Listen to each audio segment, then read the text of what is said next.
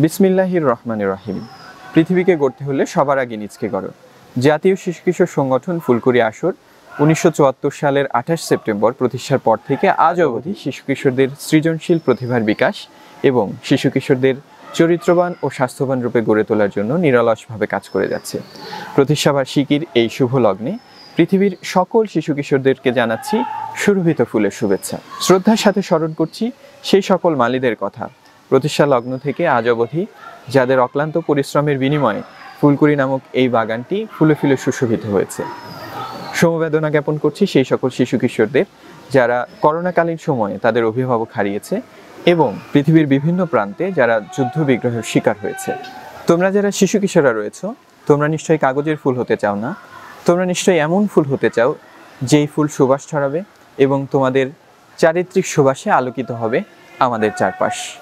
আজকের শিশুরাই আগামী দিনের ভবিষ্যৎ।